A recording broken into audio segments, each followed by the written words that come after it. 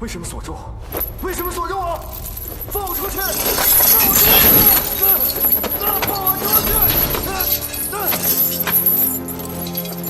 难道他们把人杰飞给放了，拿我做替死鬼？那莹莹呢？莹莹会不会有危险？放我出去！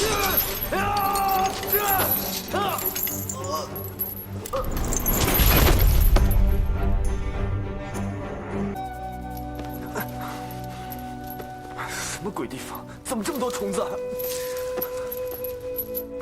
痒死我了！这些小虫子，我把你们全都翻出来！小虫子，小虫子，都给我死！哎。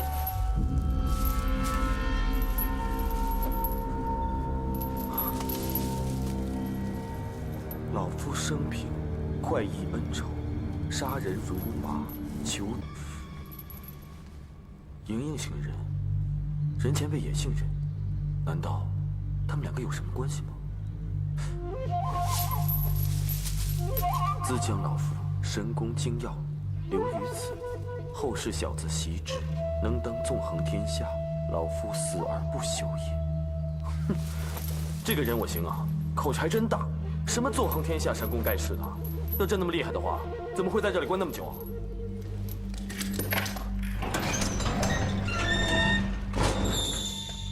有人来了，有人来救我了！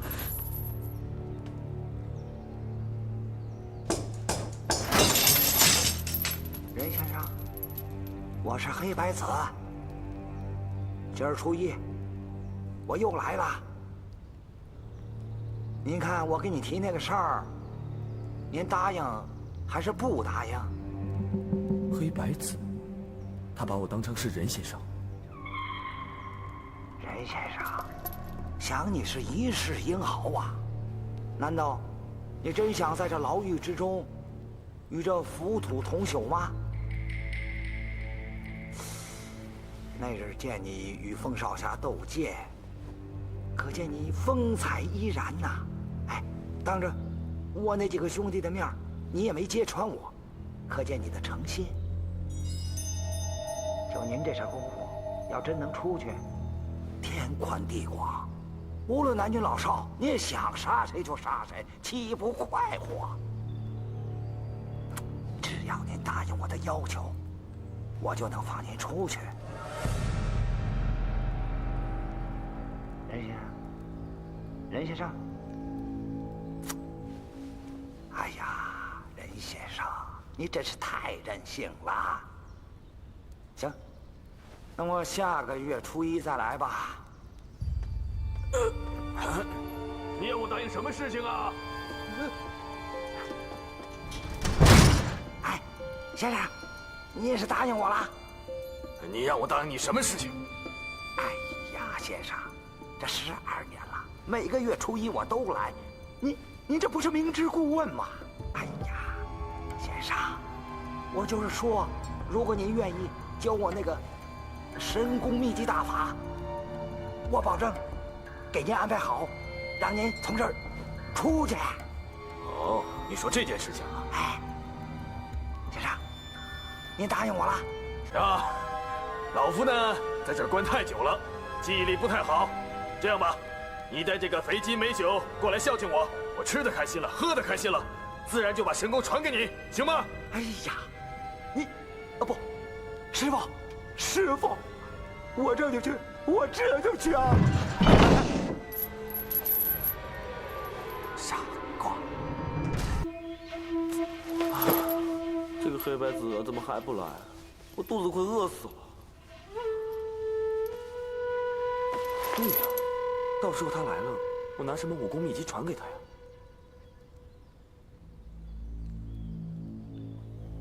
有了，当令丹田，常如空香，横似深谷，空香可储物，深谷可容水，若有内息，散之任脉。不可能啊！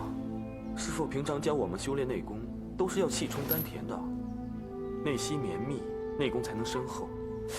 可是这些口诀偏偏是在教我们丹田之中没有内息。那没有内息的话，这内力如何而来啊？哼，哎，这个人我行啊，一定是在牢房里憋得慌了，所以才会编这些害人的口诀。哼，哎，我之所以呢内伤难愈，是因为我体内有很强的6道真气，所以平一指大夫才没有办法医治。方丈大师也说了，只有易筋经才可以将我体内的真气化解。唉，可悲啊，可悲！哎，我怎么没想到啊？所有人都怕失去内力，可是我偏偏不怕呀，因为我早就没有内力了。对呀，如果我这个没有内力的人来练这个害人的口诀，会怎么样呢？试试吧。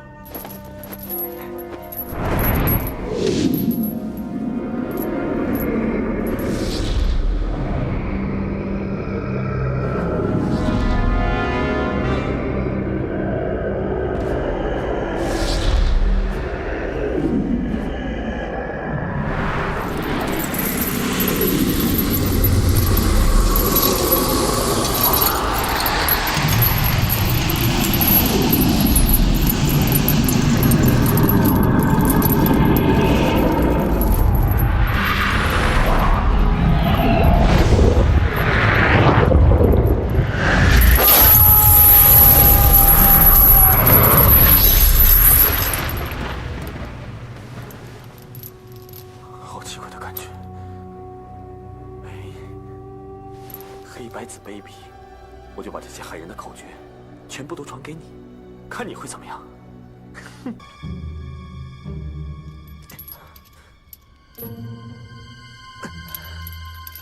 师傅，我是黑白子，我把飞机美酒给你带来了，你可千万别生气啊！我大哥今天有事儿出门去了，我才有时间给您送过来，你千万别介意啊！好了，那你将飞机美酒递进来。哎。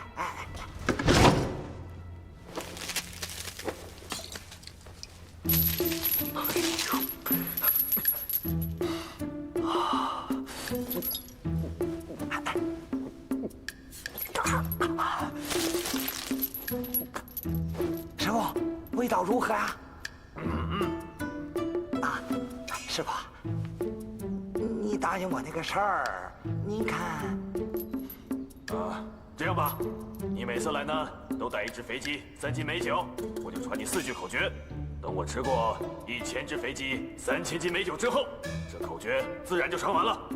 不是，这时间也太长了吧？俗话说，日久生变呐。哎，要不这样吧，我每次给你带2只肥鸡，6斤美酒，您一次教我8句口诀，如何？你这个人怎么那么贪呢？好了，我今天先传你4句。您说。7经8脉，中有内息，聚于丹田，汇于禅中，听明白了吗？哎呀，这些都不普通的气功口诀，徒弟早就知晓了。要不这么着，您再教我4句吧。哼，这4句我把它改一改，变得极为平常，他一定不会满足的。我就说几句怪口诀，吓吓他也好。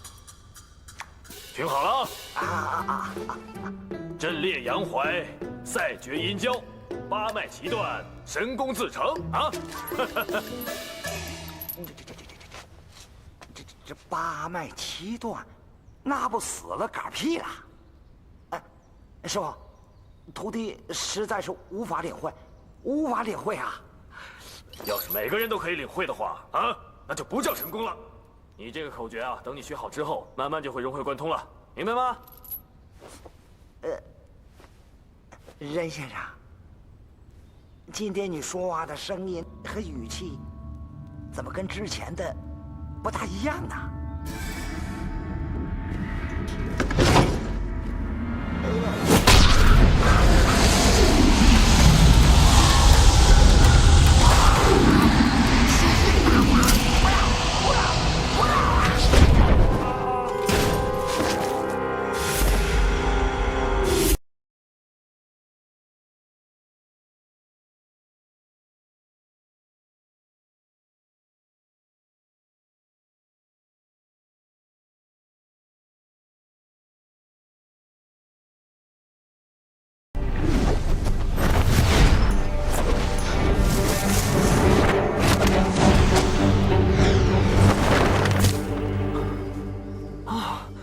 我才轻轻一跳，就从眉庄跳到这里来了，面不红气不喘的。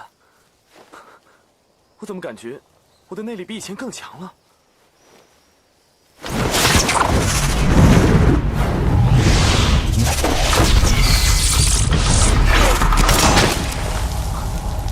我的伤拳好了，我的伤拳好了，我的伤拳好了！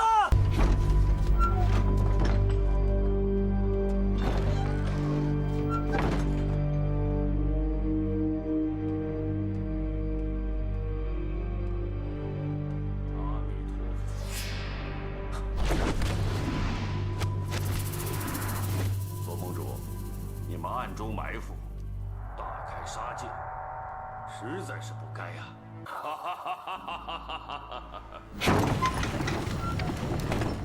莹莹，果然是灵鹫寺囚禁的莹莹，一定是丁义师太向方丈求情，放了莹莹。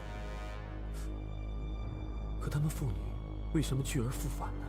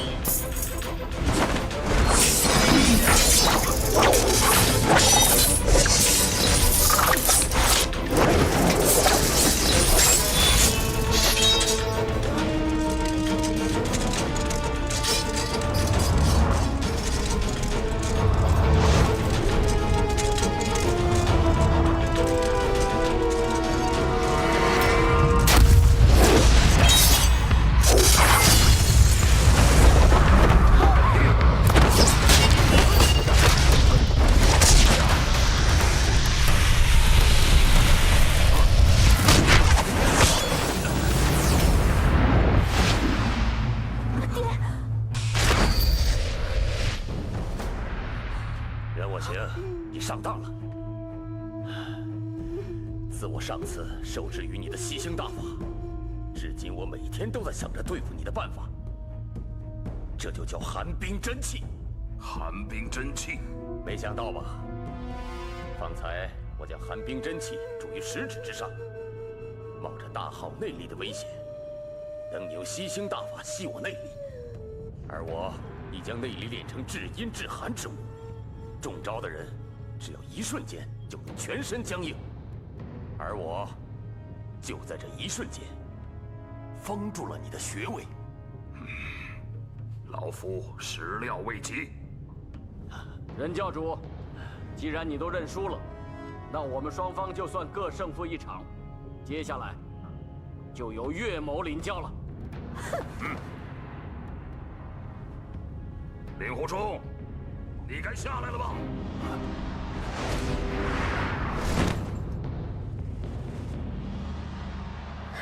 冲儿，师娘。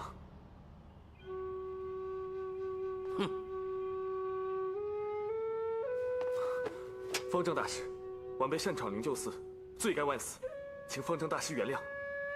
呼吸均匀，内功深厚，本座正奇怪是哪位高手，原来是灵狐少侠。原来方丈大师早就知道我在上面了。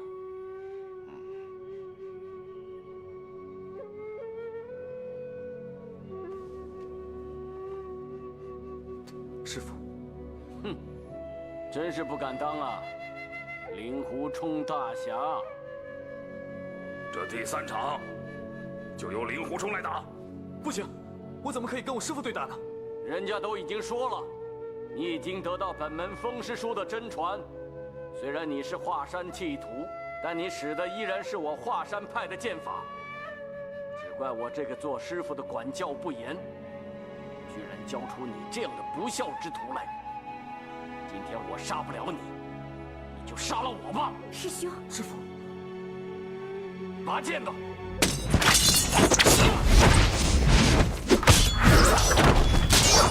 你已经让了我3招了，出剑吧！岂有此理！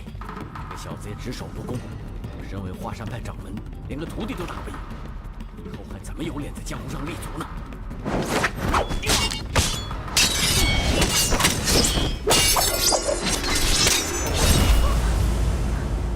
师父，我打不赢你老人家，我们别再打了。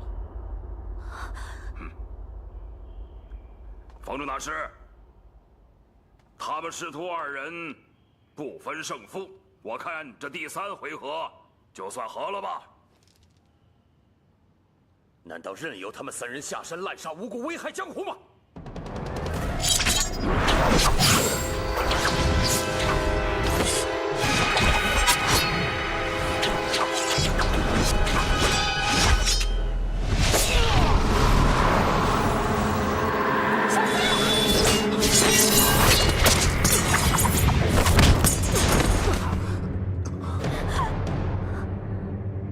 师父，对不起。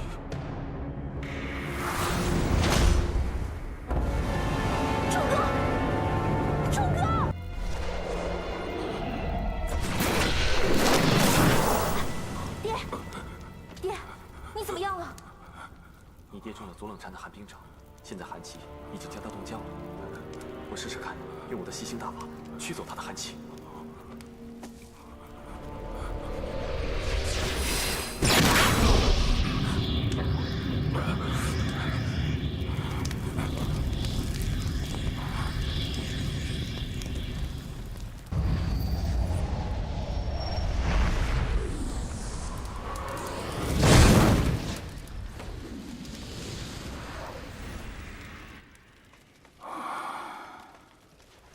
爹，你没事吧？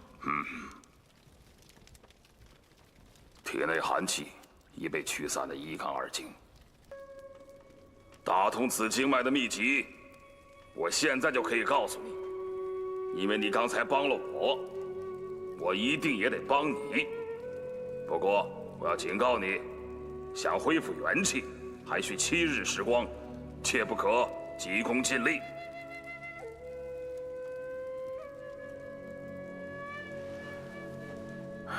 在孤山美庄，我劝你入我日月神教，你却一口回绝。可现在，跟那个时候不同了，老夫奉劝你入我神教，别再推三阻四。令狐冲，你习了老夫的吸星大法，后患无穷。体内的异种真气一旦发作，那是求死不得，求生不能。老夫还是那句话，绝不更改。任教主，不管你怎么说，我都不会加入日月神教的。你为什么？我已经答应了定义师太，要做衡山派的掌门。什么？你要做尼姑派的掌门？我知道我说这句话，没有人会相信的。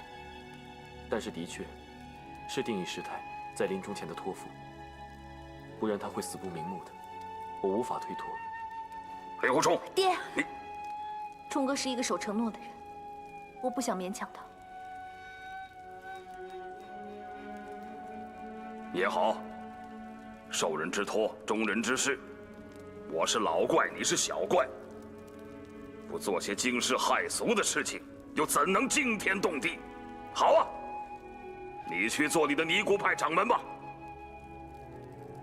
莹莹，你跟他走吗？我跟爹走。你不是喜欢他吗？爹，你误会了，我和冲哥只是普通朋友，不是你想的那样。真的？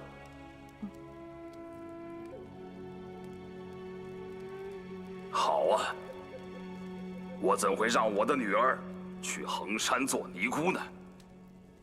任前辈，莹莹，我先告辞了。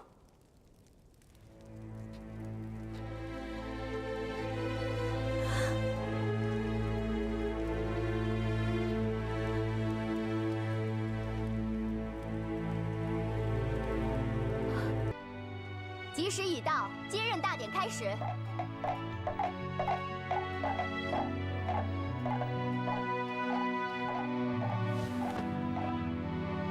四件法器由衡山派创始人小风师太所传，一向由掌门所管。现请衡山派现任掌门灵狐掌门收礼。慢着！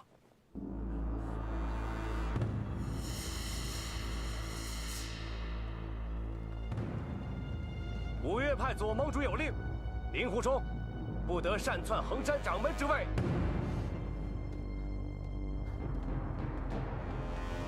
啊，原来是嵩山派的前辈啊，我还以为是谁呢。你跟他说什么？我没听清楚。我是说，北岳衡山乃是五岳剑派之一，理应听从左盟主的。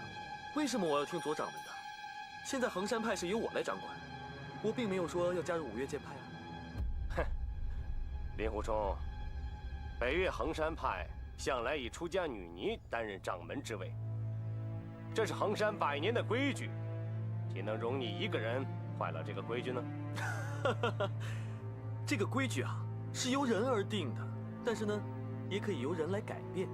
再说了，我们衡山派的事情不需要闲杂人等来多管闲事吗？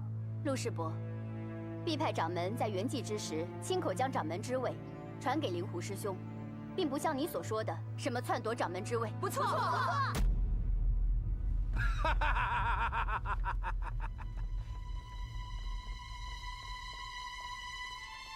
哎呀，兄弟，这可是人家衡山派的事，你嵩山派管得着吗？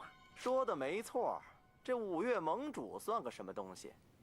要我说，就是个屁。支持你。滚！两位前辈，陆白想请两位说句公道话。令狐冲叫来这么多的邪魔歪道上衡山来，衡山派的100年清誉岂不是毁于一旦了吗？两位前辈，难道要坐视不管吗？日月神教圣姑到！莹莹，你怎么来了？今天是你大喜的日子，我当然应该来了。方正方生大师，小女子有礼了。令狐冲，这位姑娘可是佛教中人，是又怎么样？如果她是，你就违反了衡山派第5条戒律，除非你跟这些邪魔歪道断绝来往，否则你就不能够做衡山派掌门人。我就喜欢跟邪魔歪道交朋友，哎，但是除了你这个邪魔歪道之外，两位前辈，该说句公道话了。不错，衡山派的戒律是不得结交奸邪，但是今日江湖各位上来观礼，灵狐少侠绝对不可以将人拒于千里之外。哦，你不就是田伯光吗？你以为你打扮成和尚模样，我就认不出来你是谁了吗？怎么样，令狐冲啊？像田伯光这样的人，也是你的朋友啊？哟，招我的茬，你想怎么样？田伯光，你也少废话，我就问你，你来衡山干什么呀？关你屁事儿！行，我告诉你，我是来拜师的。怎么样，夷林师傅？我田伯光从今天起改邪归正，愿投衡山门下，从此以后法号为不可不戒，愿师傅收留。田伯光，你好起来了。谢谢师傅。怎么样？怎么样？怎么样？那就好了。田伯光改邪归正，另投门派，他遁入空门，法号不可不戒，这样就更加显示出他的诚心了。方正大师，你曾经说过，放下屠刀立地成佛，只要他诚心改过，就会给他一次改过自新的机会，对吗？不错，不戒投入衡山一派，从此遵守门规，此乃武林之福啊！各位，今天我们来就是要加入衡山一派，只要灵狐掌门同意，那我们大家都是衡山派的弟子。这衡山派的弟子又怎么能说是邪门歪教呢？对呀，对呀！这帮朋友加入了衡山派，以后就受到衡山派的门规约束，也算是我们武林中的大喜事啊。好，算你们一个个。我宣布，五岳剑派左盟主有令：今年8月中秋，五岳剑派各派师长弟子务必准时抵达嵩山，参加五岳剑派掌门人之选。五岳剑派合并为一，谁的主意啊？嵩山、泰山、华山，还有南岳衡山都已经同意了。如果北岳衡山不同意的话，那就是跟其他4派过不去，无牌众议。陆先生，请留步。令旗还要不要了？这样吧，我还给你。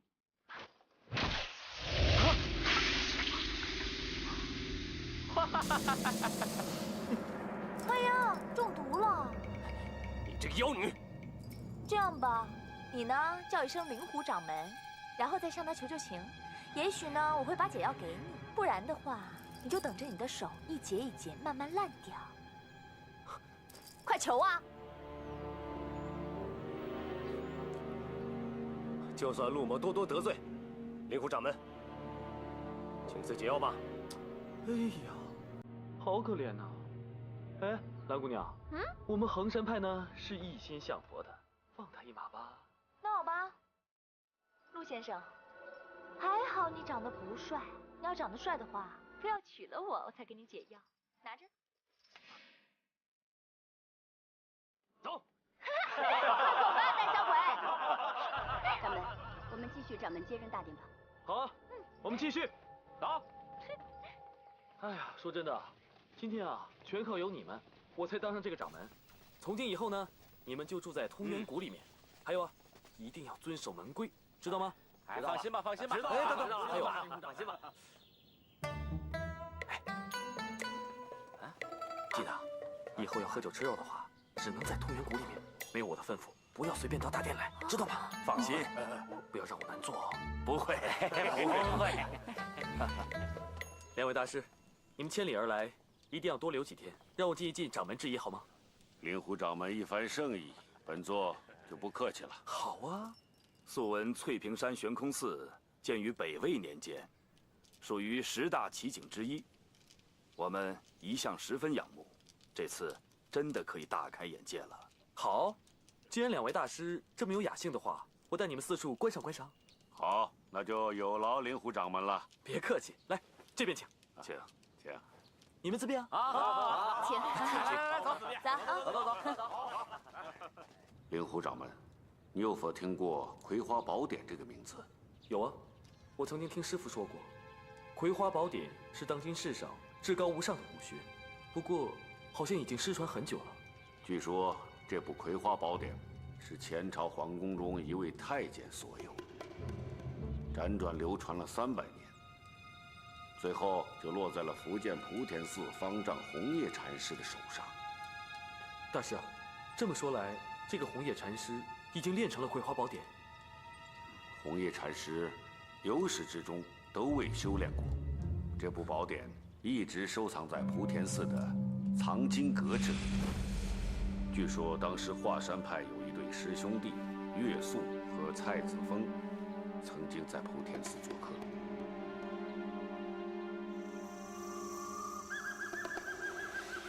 谁知有一晚深夜，这对师兄竟然潜入藏经阁偷看《葵花宝典》。由于时间紧迫的关系，他们俩就决定一人背一半。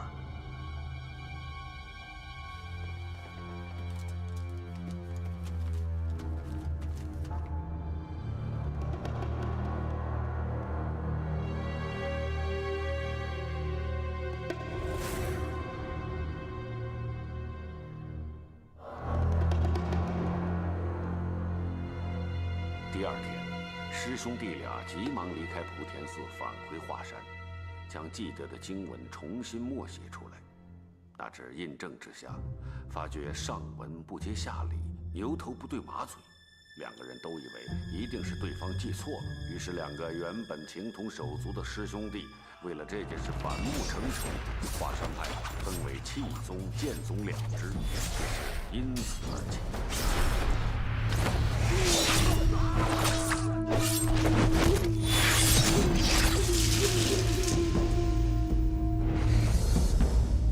岳肃、蔡子峰潜入藏经阁偷阅《葵花宝典》这件事，终于东窗事发。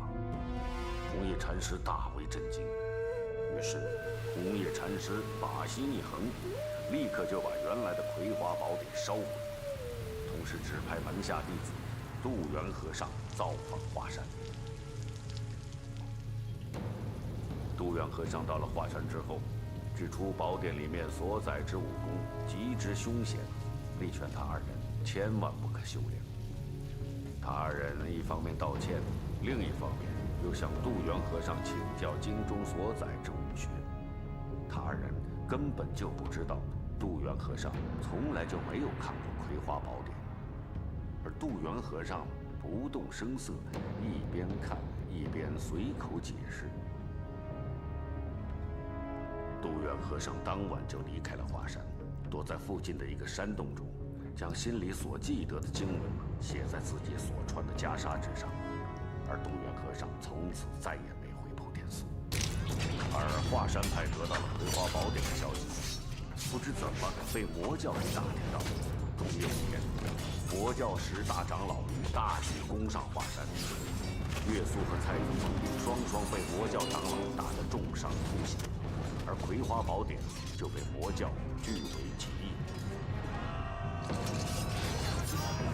数年之后，武林中出现了一位高手，以72路辟邪剑法而威震江湖，最后进了朝廷，成了几位武将。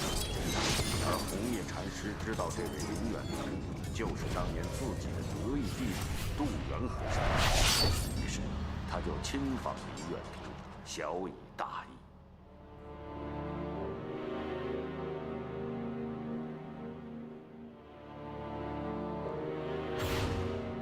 而林远图也答应了红叶禅师，不会将辟邪剑法的精要所在传授出去。怪不得这个辟邪剑法看不出有什么高明之处，原来他是欠缺了其中的窍门心法。8月中秋，我们一定会赶往嵩山，替掌门你助威。多谢大师。如果嵩山有任何不轨的行动，我们灵鹫寺一定会出手制止。那我就放心了，有2位大师主持大局，我谅他左冷禅也不敢轻举妄动。时候不早了，我们也该下山了。好的，大师，这边请。谢。2位大师，晚辈带你们四处转一转。这个桥造得好啊！啊，是啊。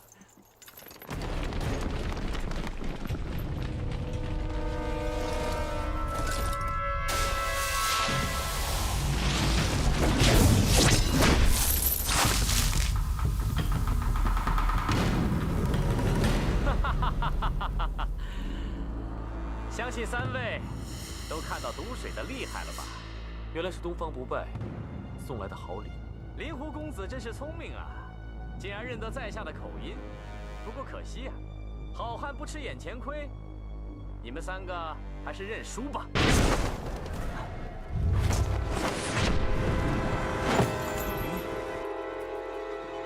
贾叔叔，没想到你会用这么卑鄙的手段。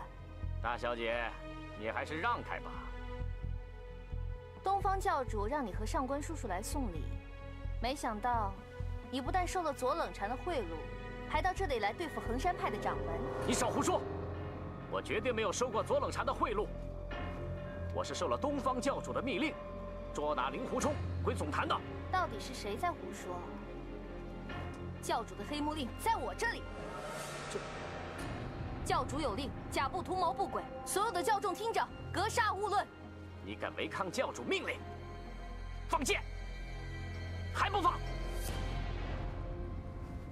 上官叔叔，如果你抓了叛徒贾布，我就升你为青龙堂长老。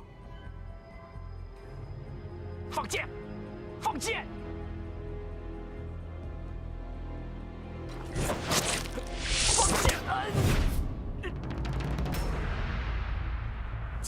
载一统江湖。所有教众听令，立即撤退。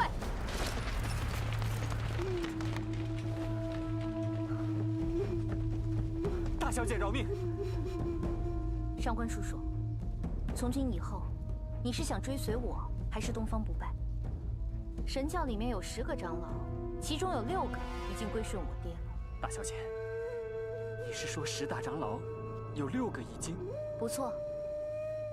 这么多年来，你一直在追随东方不败，也算是背叛了我爹了。如果你肯弃暗投明的话，我想我爹一定不会亏待你的。起来吧。感谢大小姐不杀之恩，今后属下定当听从大小姐驱使，万死不辞。好。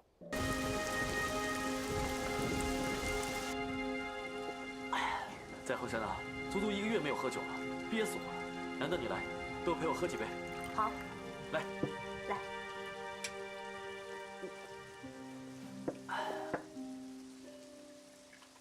其实黑木崖，你没有必要去的。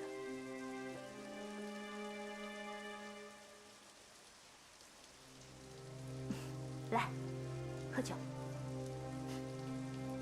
来。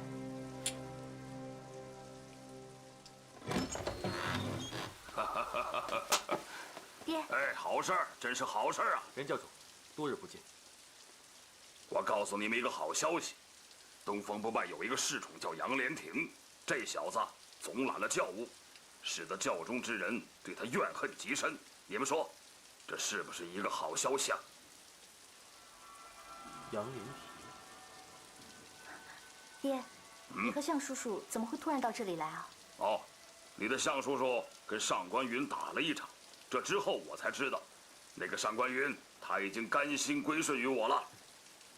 上官兄弟，进来吧。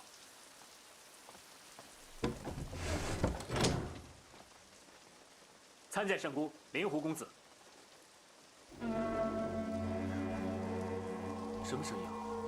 这个哨子声是日月神教捉拿乱党的信号，所有教众只要听到这个信号，就会一起杀敌。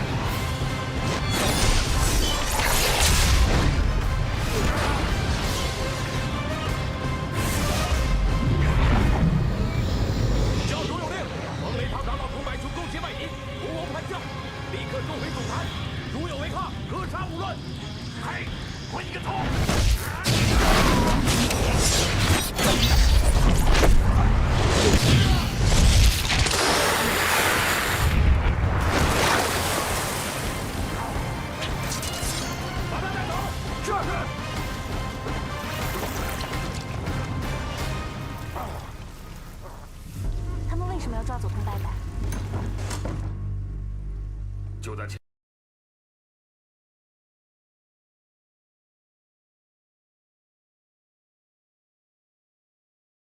免得被人认出我们。其次就是要学会黑木崖上的一套切口。什么切口？就是刚才上官叔叔说的，属下谨遵指令，忠心为主，万死不辞。这就是近年来黑木崖上最流行的切口。哎，上官兄弟，从今往后对本教主就不用再来这套了啊！教主英明，传万世而不衰，历万年而长新，有如日月之精华。哎呀，好了好了好了，任教主，我们还是想想怎么上黑木崖吧。上官兄弟，东方不败不是让你捉拿令狐冲吗？是，他说只要我捉到灵狐大侠，就会重重有赏，否则人头落地。那你现在就应该抓住令狐冲去领赏啊！爹，教主，灵狐公子是您的爱将，属下岂敢冒犯？哎，上官兄弟啊，你如果不捉住令狐冲送上黑木崖，那我们怎么才能见到东方不败呢？任教主，这是一个好计。我们3个人就扮成上官兄弟的下属去见东方不败，到时候我们几个一起攻上去，就算他武功再高，也逃不出我们的五指山。好，明天一早上黑木崖。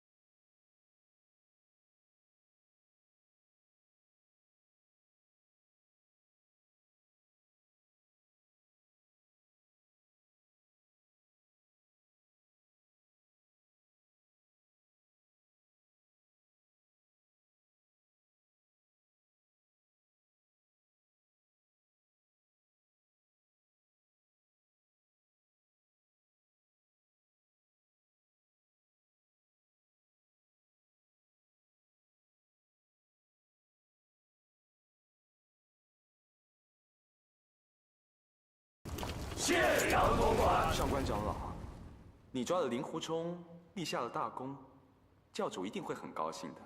这都是托教主的鸿福和杨总管的指点。那个半死不活的人，就是令狐冲啊。是的，他被贾长老点了3个重穴，再加上属下的2掌，恐怕1年半载都难以复原。哼，你把任大小姐的心上人伤成这个样子，小心他要你的命。能为教主尽忠而死，乃是属下毕生的宏愿。好，你很忠心，我会禀报教主，必定重重有赏。谢杨总管。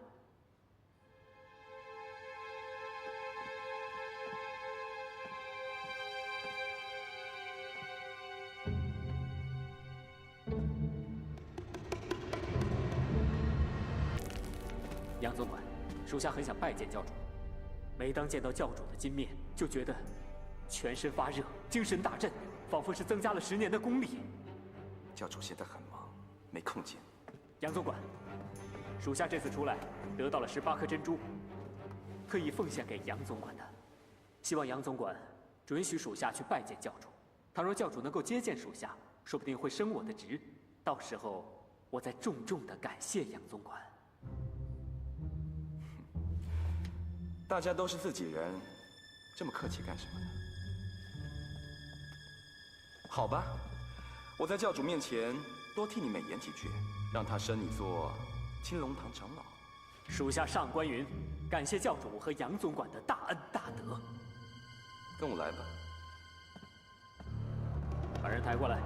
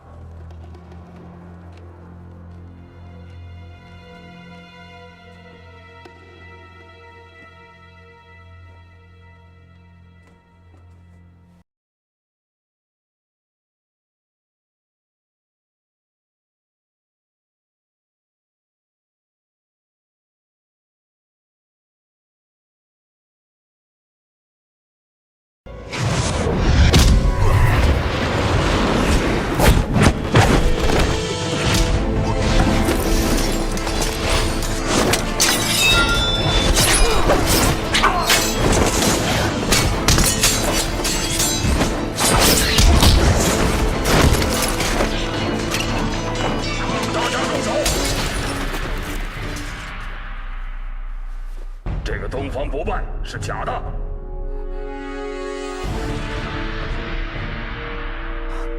人呢？你们想见他是吧？我带你们去见他。教主就在亭子里面，你们去见他吧。少废话，跟我们一块儿去。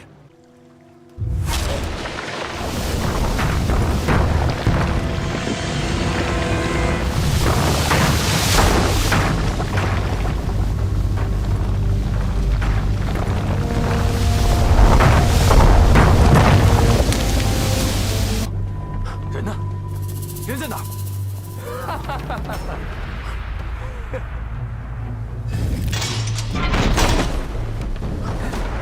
糟糕，中计了！即便你们懂水性，也没有用的。这下面是千年的阴影，就算你们武功再高，也逃不出去的。慢慢受苦，我要去跟教主复命。你们自己慢慢玩吧。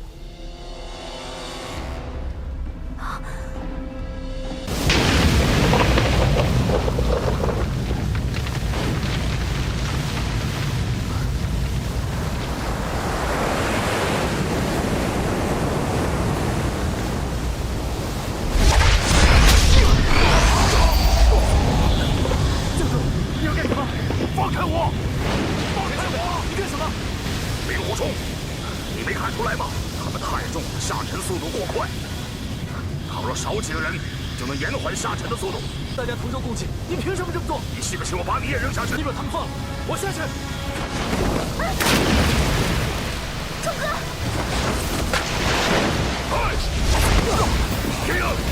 迎迎！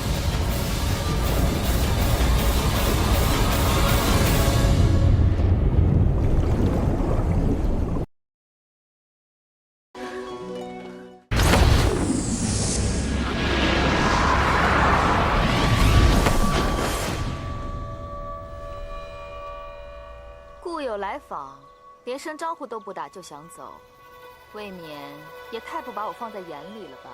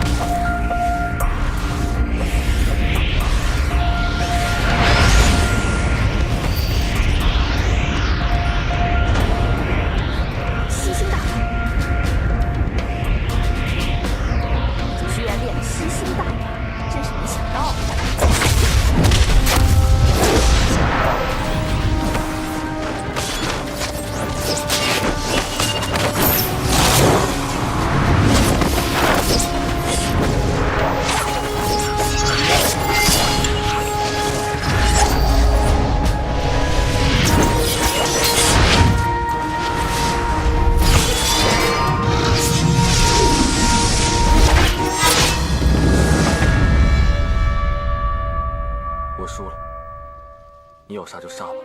我想问你一句话。什么话？你有没有爱过？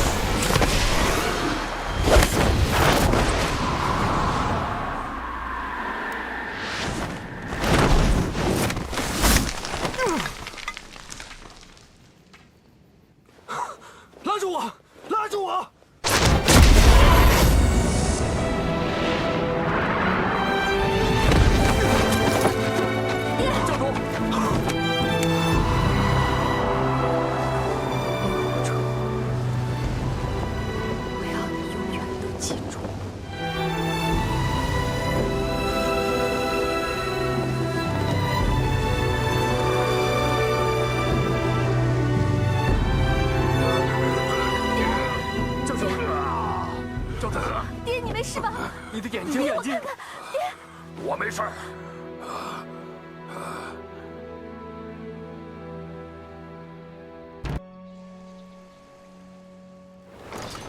仁义英明圣教主，文成武德，千秋万载，一统江湖。好，你们以前都是为东方不败办事，你们所做的一切，本教主查的是一清二楚。过去的事情，今日本教主既往不咎。只要你们效忠于本教主，将来有享不尽的荣华富贵。教主仁义英明，胸襟如海，属下谨奉圣教主之命，忠字当头，赴汤蹈火，万死不辞。说得好！从今往后，如果有人胆敢造反，严惩不贷。这是令狐冲与梅庄四友的终极一战，而这一战仅是任盈盈想利用令狐冲的独孤九剑救出自己的父亲任我行。首个出场的乃是梅庄管家，丁坚号称一字电剑，出剑迅猛无比，有如闪电横空般耀人眼目，声势极为慑人。可面对毫无内力的令狐冲，一字电剑没扛过一招就落败。风兄弟果然剑法精奇，丁坚，帮我备酒，等我和风兄弟比试之后，还要痛饮一番。说话之人是梅庄老四丹青生，长相酷似人拳。此人第一爱酒，第二爱画，第三爱剑，一套花里胡哨的剑法，在他手中更显得花里胡哨。只见其手中宝剑融合水墨之气，在令狐冲发起进攻的一瞬间，丹青生一股强大的墨汁喷出，随后令狐冲就进入到丹青生的水墨画之中。殊不知令狐冲早已洞察一切。我看大厅上他所画的那幅仙人图，笔法固然凌厉，然而似乎有点管不住自己。倘若他的剑法也是这样，那么破绽必。两人剑气凌厉，各自在幻境中描绘出一幅水墨山水图。山巅之上，丹青生挥剑而出，只见一只巨大的猛虎下山扑来，无独有偶，丹青生再次水墨丹青，刻画出一只魁牛冲向令狐冲。他哪里知道，一切的花里胡哨在独孤九剑面前都是纸老虎。独孤九剑专治一切花里胡哨，招式朴实无华，却剑剑到肉，人剑合一，轻松破去丹青生的水墨画。风兄弟的剑术果然比我高明，小弟心服口服。来，我敬你一杯。老四已然落败。此时秃比翁表示不服，别以为你长了头发，我就认不出你是包贝尔。就看秃比翁手中判官笔蘸了蘸葡萄酒，只因令狐冲旁边有位如花似玉的小姑娘，所以这老色批就不打算蘸墨水了。我三哥所蘸的墨是用一种药特制熬成，着人肌肤墨痕深印，永洗不脱，雕刮不去。秃比翁号称书法大家，以判官笔为鉴，喜欢在书法中钻研武功招式。这一听又是花里胡哨，就见秃比翁现场临摹起了裴将军的书帖，书法中包罗万象，剑气横生。令狐冲看着眼前的傻憨憨还在认真的写书法，心中万马奔腾，感觉实在无趣，可又不好意思打断。等他尽数写完之后，令狐冲提剑向前，在剑与笔碰撞的一瞬间，秃比翁手中毛笔直接变成了秃毛笔。不打了，不打了，太坏了，我写不下去了。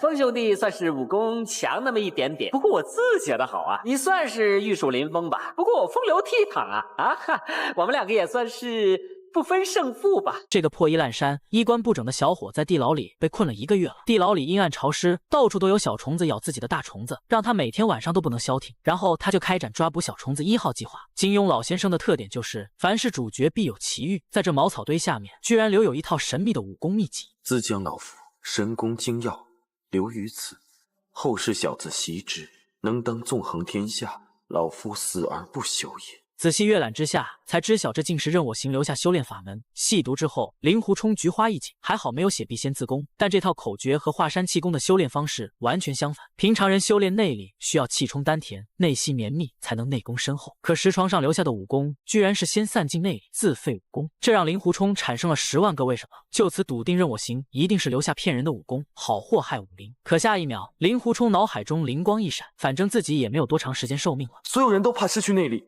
可是我偏偏不怕呀，因为我早就没有内力了。脑洞大开的令狐冲突然好奇，自己如果修炼这样的武功，会不会有什么化学反应？于是令狐冲盘腿而坐，摆出修仙成道专用指法，嘴里嘟囔着吸星大法的口诀，当令丹田长如空香，横深似骨，点点点点，就看到修炼中的令狐冲七窍生烟，拴着他的铁链也缓缓升起，而原本限制令狐冲升级的6道真气，也在吸星大法的加持下慢慢融为一体，以肉眼可见的速度与令狐冲融会贯通，最终化为己用。在令狐冲最后的一波冲刺之下，令狐狐冲彻底学会了吸星大法。自此，令狐冲的新手大礼包独孤九剑和吸星大法皆已大成。令狐冲知道是时候展现真正的技术了。而就在这时，三德子突然跑错了剧场，好奇的想知道里面关着的是何许人物。刚打开牢门铁窗，突然伸出一只手臂，可怜的三德子还不知道发生了什么，就被令狐冲用吸星大法吸了个干干净净。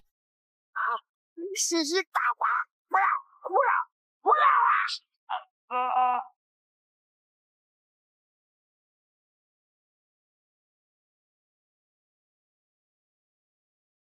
任我行自以为练就吸星大法就可天下无敌，可他忘记了天下武功出少林。任我行和方正大师定下了3局赌约，来证明谁才是当今武林的泰山北斗。可方正大师身怀易筋经这样的绝世武功，任我行在方正大师手中竟讨不到半点便宜。于是任我行动起歪脑筋，出其不意攻向一旁的于沧海。方正大师连忙出手制止，却被任我行奸计得逞。一旁的君子剑嘲讽任我行没有君子作风。任我行，你玩弄奸计，弄得毫不光彩，并非君子所为。如果我弟是正人君子，那么早就和你们同流合污了。此时，一旁的左冷禅看任我行体力不支，直接拔剑迎上。任盈盈立马出来招架，一条金刚丝耍得游刃有余。左冷禅没见过如此花里胡哨的武功，一时间竟被任盈盈的金刚丝困住。可左冷禅何许人也？一个不屑加阴狠的笑容，全身真气爆发，挥动手中的宝剑，将金刚丝尽数退去。强大的内力波及到任盈盈，任我行爱女心切，吸星大法迎头而上。可自从18年前左冷禅在吸星大法手中吃瘪后，一直在研究克制吸星大法的武功。任我行一看情况不对，立马松开了手。原来左冷禅这招叫做寒冰真气，一旦内力被吸，相当于将任我行送进冷库。